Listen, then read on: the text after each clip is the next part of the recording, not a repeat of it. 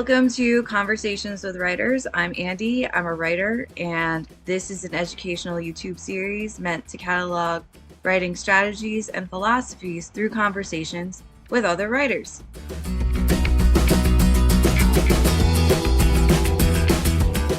Kari Williamson is a director of information technology at Penn State. In her spare time, she turns to writing and acting for a creative outlet. As a child, Kari would write stories for her younger sister to read. And as an adult, Kari has married her love for acting with her love for storytelling. Kari has co-authored 3 murder mystery scripts, Cutthroat Christmas and Murder in the HOA with Stephanie R. Austin, and The Witching Hour with Nate Sherman. Kari is currently working on 2 new scripts, Cutthroat Christmas Part 2, a working title, and Slain in the Speakeasy. Kari's shows can be seen on the Sock and Buskin Theater Company stage in Bellefonte, Pennsylvania, where Kari sits on the theater company's board of directors. Murder in the HOA will be produced in January 2024 by Under Siege Enterprises at the Valerie Theater in Inverness, Florida. And this is my conversation with Kari.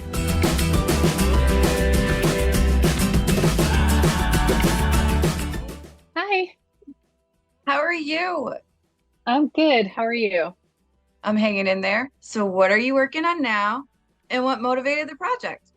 I'm working on 2 scripts right now. One of them is Slain in the Speakeasy, and it's actually a stage adaptation of a story that was written by Stephanie Austin, who is the president of Sock and Buskin, and she created this story for us to do a murder mystery party.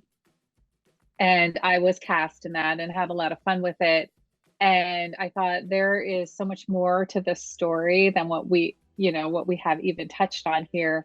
So I asked her if she would mind if I wrote a stage adaptation of it. So I have been working on that for a couple months now. And I'll also admit I didn't want to give up my character. I wasn't ready to say goodbye to her. So I wanted an opportunity to explore her a little bit more and figure out where I could take her and the story and make it a show, instead of just a party. So that is one of the things that I'm working on. And then the other script is the working title is Cutthroat Christmas Part 2. So we did Cutthroat Christmas last year. And when we were rehearsing that show, I co-wrote it with Stephanie and I was directing it. And as we were rehearsing it, the actors would be coming up with all of these ideas for things that they could do. And I said, well, we can't do all of these things in this show. We have to narrow it down. And I would start to joke around with them and say, we'll do that in the sequel. And so at rehearsals, pretty much every night it was, we'll do that in Cutthroat Christmas 2. We'll do that in Cutthroat Christmas 2. And it sort of took on a life of its own. And every time the actors were together at a social event or something, they'd start coming up with more ideas. Let's add this to Cutthroat Christmas 2. So we are actually going to have a Cutthroat Christmas 2. Stephanie and I actually got together this morning and started to flesh out the characters and the motives and who's going to die and all of that stuff. And we did formally get the cast together and bought them pizza and had them give us ideas as well so that they could get some of their ideas in there. So those are the 2 things that I'm working on right now. So what have you learned about yourself through writing? I don't think before I wrote Cutthroat Christmas, that was the first script that I co-wrote. If someone had told me that I was going to be writing comedies of all things, I would have thought they were crazy. I did not aspire to become a writer. Stephanie and I were doing murder mysteries that other people wrote. And some of them were good and some of them were not that great. And she said, I think we could write better ones and we could come up with characters that we want to play, So I'm thinking as an actor, okay, now I'm excited because I can write a character that I want to play. So that really appealed to me. So we started writing Cutthroat Christmas together. And it's funny, the character that I thought I would play is not the character that I ended up playing. In fact, the character I ended up playing was the last one I thought I would have played. But it was still it's still a lot of fun. So I think I've learned that I can do things that I didn't think I could do before, which is really cool. I think I'm a little bit funnier than I thought I was. And it also helped me realize how badly I needed that creative outlet. I had some of it through acting, but writing is different, and so it's definitely given me a different way to be creative. And it's funny because I just saw my sister over the weekend and she reminded me that when we were kids, I used to write stories for her all the time. And I had kind of just forgotten about it, but she didn't. And so, my one and only audience member back then remembers these stories that I wrote for her. And she's like, what are you talking about? You're creative. You used to write me stories all the time as a kid. And I thought, oh, yeah, I did. I kind of put it away for a while in pursuit of my career and raising young children, and now I have time to do it again. So it's pretty cool. What's the role or responsibility of writing for you? What keeps you generating material? Why write? Well, I think there's a couple things. I'm writing murder mysteries, so I feel a responsibility to the audience. I think it's important to make sure that they have all of the clues that they need to be able to figure it out. Can't be too easy though, so they're striking that balance. We have thrown around ideas of, well, maybe someone so doesn't really get murdered, or maybe it's an accident. And then we always go, no, that would be cheating the audience. They think they're coming for a murder mystery. Someone has to get murdered. And then you also have to think, well, you don't want the person who dies to be the audience's favorite character, because then they feel robbed. You also don't want the murderer to be the audience's favorite character, So there's like a balance in there of making sure that the characters are dislikable enough that nobody's sad. We at one point thought about having in Murder in the HOA, which we did over the summer, we thought about the person who got killed having a child, like a small child. And then we said, no, we can't do that. That would be too sad, because these are comedies and mysteries, So there's a responsibility to the audience. I also feel a responsibility to the characters. Like, once I've created a character, to make sure that they are true to whoever I've created them to be, which we're finding in our sequel is also a little challenge, because we have some characters coming back, and as we adapt them for the new story, it's important to me that where they have some personality changes, that there's a reason for that is known by anyone who saw the first version, and is known by the actor who's portraying that character. So I feel an obligation to the character and to the audience too. What is the appeal of the murder mystery for you? A lot of the writing, I enjoy telling stories.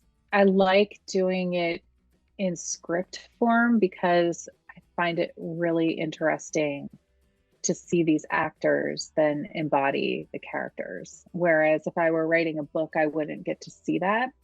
And it's very, very interesting to see an actor play the character the way, in my mind, the character was written. And it's also really, really interesting to see an actor play the character in a much different way. So I find both of them really, really fascinating. There's just something really, really cool about seeing those characters come to life in front of you. I really, really love that. I mean, as I mentioned before, the motivation to do this originally was to write characters that I wanted to play. So that motivates me, because it's exciting to think about writing something and then getting the opportunity to get to perform that. And in the last show, I was very intentional about writing the character Athena for me to play. I wanted to play a character who I thought had some integrity and stayed true to herself, because I have a young daughter and I wanted her to see that. I wanted her to see that kind of a female, and I wanted her to see me embodying that type of character. So that's a wonderful answer. And I think that through writing, this is so much easier to teach lessons, because we hang on to story so much easier than exposition. Yeah, I definitely feel like in the witching hour, I had some themes that I wanted to play with, the idea of power versus force, So in that show, Lorelai wanted to go out and sort of force her way by rushing into battle, and she was willing to burn the place down if she needed to.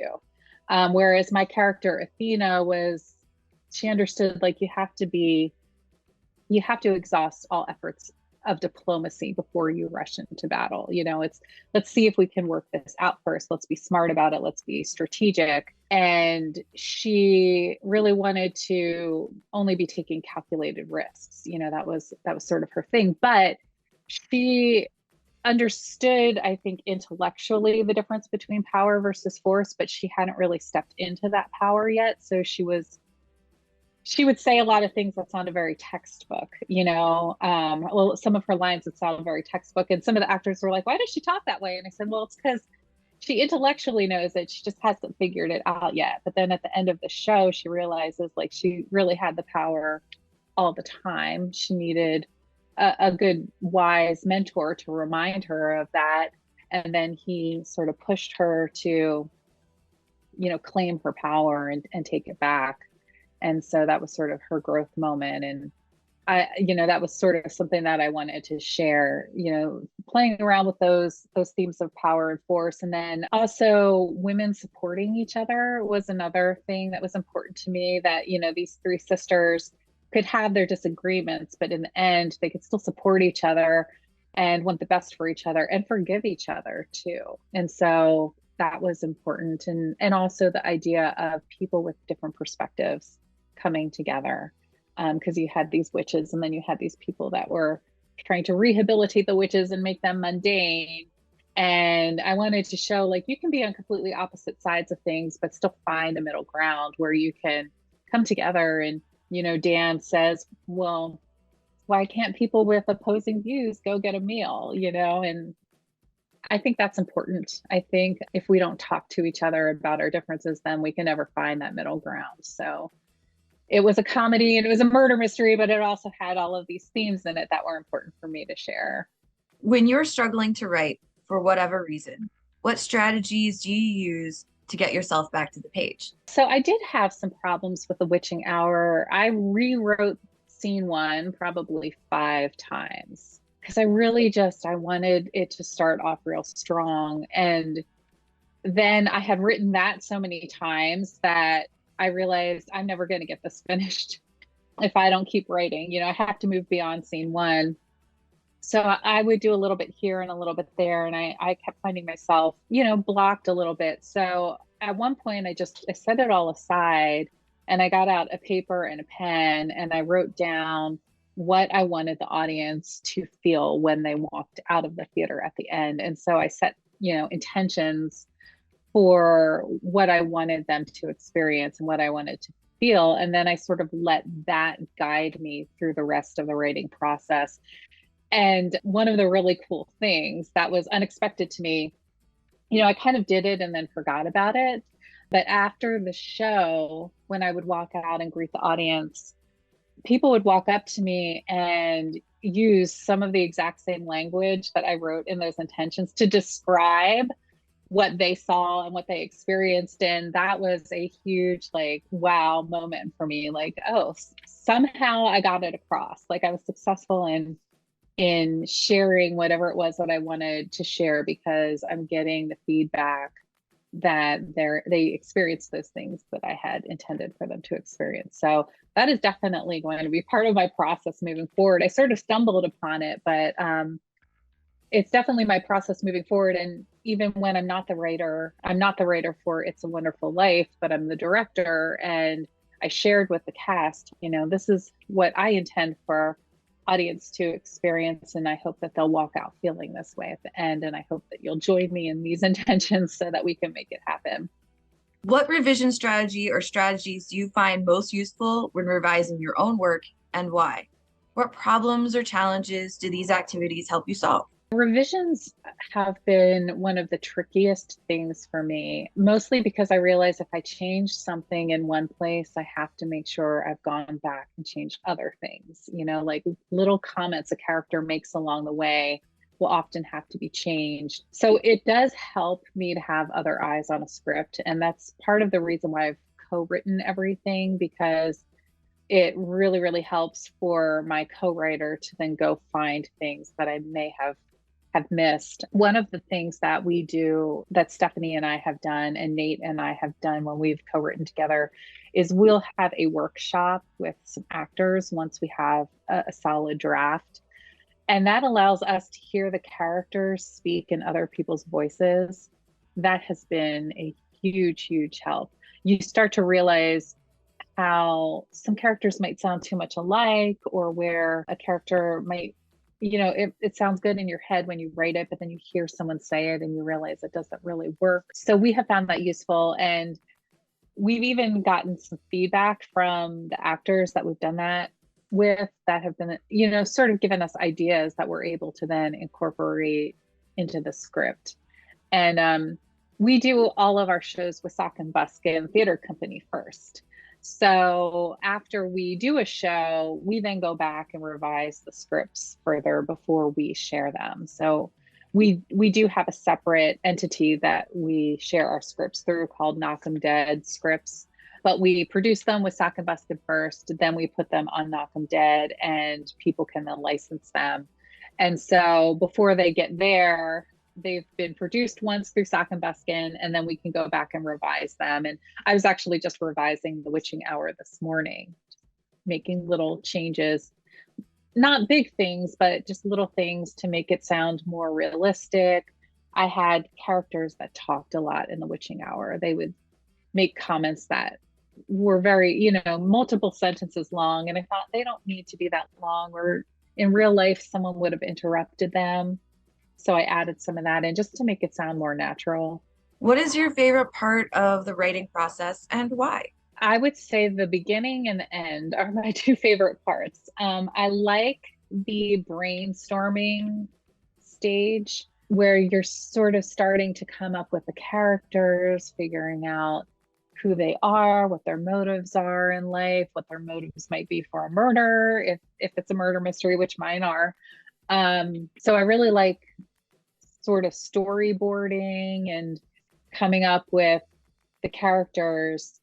And then my second favorite part is seeing them come to life on stage. That is really a magical moment for me to watch, them become something beyond me, And as the writer, you hand it off to a director, and then it becomes their vision. So you hope that that director will stay true to the material and respect the material. And thankfully, that was the case with The Witching Hour. And I directed my other two shows, so I knew that they would stay true. But with The Witching Hour, I wasn't the director, so I had to hand it off and have faith in her. And I think she did a great job with it. But it is, it's one of those things where I think if you're writing a book, the book is the book, and then it's up to the imagination of the individual readers to decide what's going on.